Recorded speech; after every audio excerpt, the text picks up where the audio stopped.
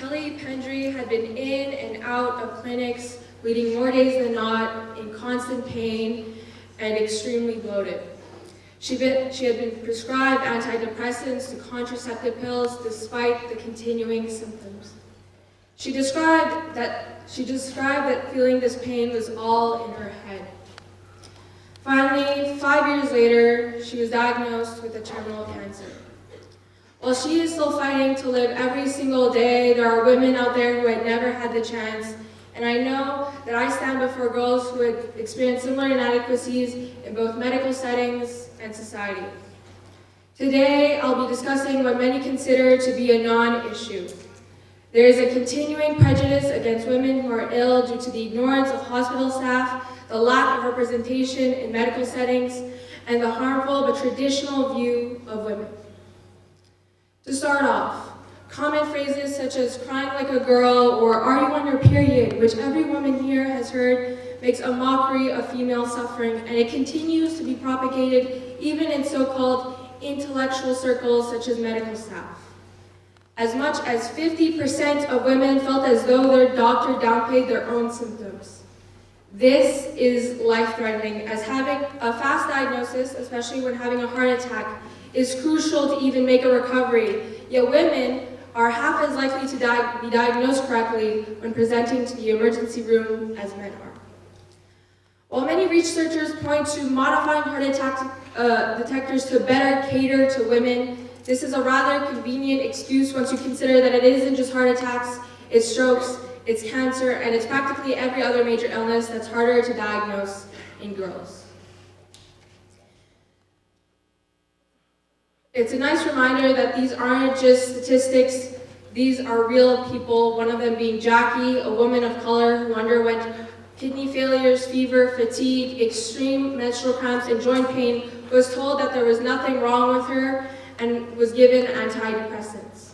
She was told that this was all in her head and that she was just drug seeking.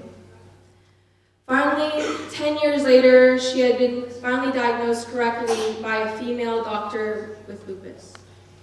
These anecdotes and statistics paint a rather grim image that your pain is nothing but a mere figment of your imagination, and if it's not, it's something you simply need to deal with as a woman because it's so much easier for these doctors and for society to act as though your pain does not exist.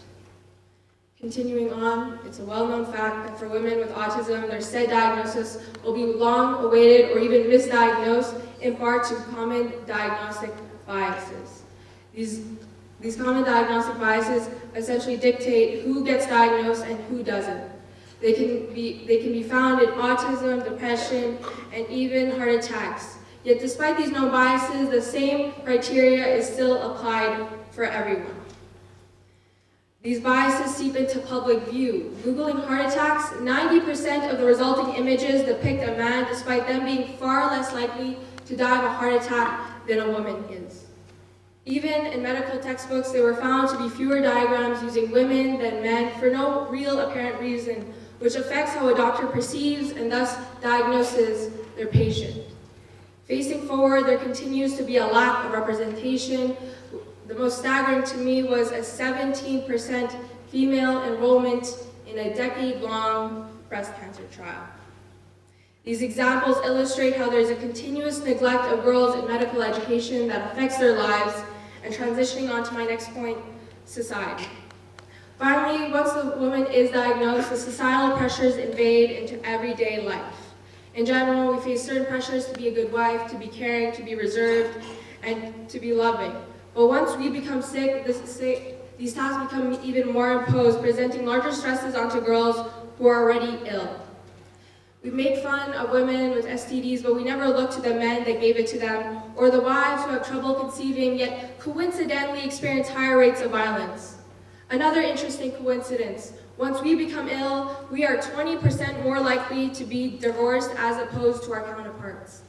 Because I guess there's never an easier time to leave the love of your life when she's at her most vulnerable state and she can no longer take care of you. We, as women, have continually been throughout history the caretakers of the sick, our children, and our husbands. But once we are the ones who fall ill, we can no longer demand the same love and attention that we have given. Now to summarize, The prejudices against women who are ill are the ignorance of hospital staff, the ignorance of hospital staff, the lack of representation in medical readings, and the harmful but traditional view of women.